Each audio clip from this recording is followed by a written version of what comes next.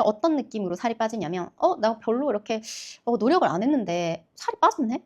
왜 빠졌지? 이런 식으로 살이 빠지는 거죠. 정말 저에게도 최고의 성령은 다이어트였습니다. 제가 필라테스 강사였기 때문에 살을 이렇게 뺄 수 있었던 게 아니고요. 그 전에 다이어트가 먼저였습니다. 저는 평범한 두 아이의 엄마였고 70kg까지 쪘다가 붓기가 한 5kg 정도 빠진 상태에서 계속 유지가 되고 있었거든요. 알다시피 이렇게 어깨 뽕 있었고요. 여러분들 많이 가지고 있는 여기 브라살 당연히 있었고요. 여기 겨드랑이 이만큼 잡혔었고요. 그리고 뭐 다리 예전에 있던 스키니진 종아리 허벅지 부분이 종아리까지밖에 올라가지 않았습니다. 그렇게 몸이 팅팅팅팅 부어있는 상태였습니다. 그러나 지금은 스키니진도 입을 수 있고 지금 어깨에는 생겼습니다. 그런데 그래서 다이어트에 대해서 이야기를 좀 해볼까 합니다. 그러나 많은 사람들이 이야기하는 그 다이어트에 대해서는 이야기하지 않을 거예요. 왜냐하면 저도 운동을 하고 식단도 신경을 쓰고 여러 가지 이제 메소드를 통해서 살을 뺀 건 맞지만 그 이전에 내가 살을 빼고 계속 유지할 수 있었던 건 사실 마음가짐을 바꿔서였거든요. 그 마음가짐에 대해서 이야기를 해보려고 합니다. 유튜브에 정말 많은 메소드들이 있잖아요. 요즘에는 뭐 위구비도 있고 마운자로 그걸로 식욕을 조절하는 일 이렇게 하고 있지만 사실 가장 중요한 건 특히 여성의 다이어트에서는 마음이거든요. 그 마음을 빼놓고는 이 다이어트가 이루어질 수가 없다. 영원한 다이어트가 이루어질 수 없다고 이야기를 정말 자신 있게 드릴 만큼 정말 중요한 부분입니다. 사실 우리가 다이어트를 하는 이유가 뭐예요? 우리는 예뻐져서 행복해지기 위해서 다이어트를 시작합니다. 왜냐하면 우리 여성들은 사랑받기 위해 사는 존재라고도 할 수 있거든요. 남성들은 인정받기 위해 살아요. 인정이 나의 그 심적인 땔감이라고 할 수 있고요. 그 여자들의 마음은 사랑받는 게 땔감입니다. 그래서 우리가 사랑받으려고 그렇게 노력을 하는 거고 사실 외모에 관심이 없다고 생각하시는 분들조차 그리고 어머님들, 할머님들조차 사실은 외모에 관심이 많습니다. 그리고 사랑받는 경험을 너무나 좋아하십니다.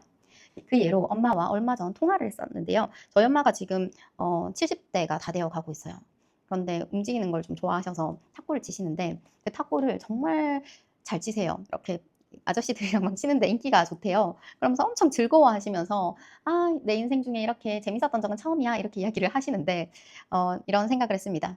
엄마도 여자구나. 정말 사랑받는 걸 너무너무 좋아하구나. 그래서 엄마한테 이야기를 드렸어요. 엄마, 사랑받는 경험하니까 좋지?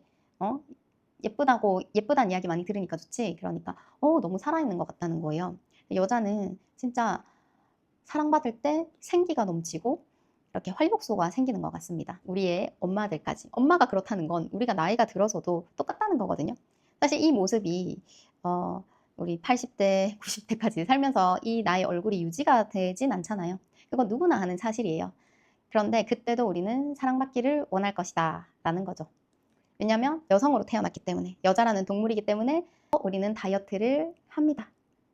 사실 원초적으로 생각을 하면 정말 우리는 사랑받고 행복하기 위해서 살아있는 걸 느끼기 위해서 다이어트를 합니다. 그런데 있잖아요. 그 시중에 나와 있는 방법으로 다이어트 메소드 방법만 따라하는 건 사실 되게 단편적인 거예요. 그렇게 하면 다시 요요가 올 수도 있고요. 그리고 다이어트를 설사 한다고 해도 그렇게 행복하지 않을 수도 있어요. 사실 우리가 원하는 건 행복하기 위해서인데 말이에요.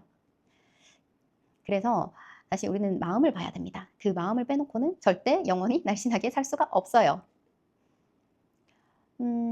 우리는 어떤 것을 봐야 되냐고 했을 때 선생님 그러면 어떤 마음을 먹어야 돼요? 라고 물어보시는 분들이 많으신데요.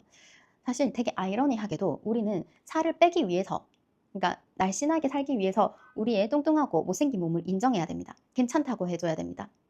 제가 좋아하는 이제 마이클 싱어 분 아세요? 마이클 A 싱어. 이분 책을 오늘 읽는데요.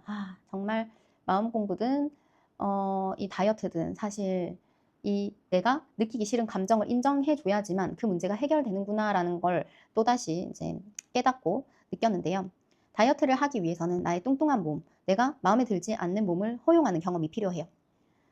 그리고 우리가 싫어하는 어떤 사건이 계속 반복이 되면 그 사건에서 내가 느끼기 싫은 감정이 있거든요.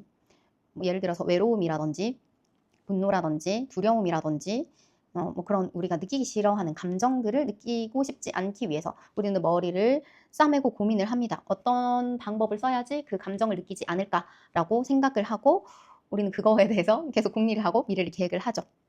다이어트도 마찬가지예요. 이 뚱뚱한 몸을 좀 어떻게 바꾸고 싶어서 내가 가지고 있는 몸이 만족스럽지 않아서 그것을 연구하고 어떻게 하면, 어떻게 밥을 먹으면, 어떤 운동을 하면 살이 빠질까 이렇게 생각을 하는 거죠. 사실 그 이전에 나의 뚱뚱한 몸을 포기를 하는 게 아니라 사랑해주는 경험을 해야 한다는 거죠. 괜찮다고. 내 어깨가 이렇게 둥글어요.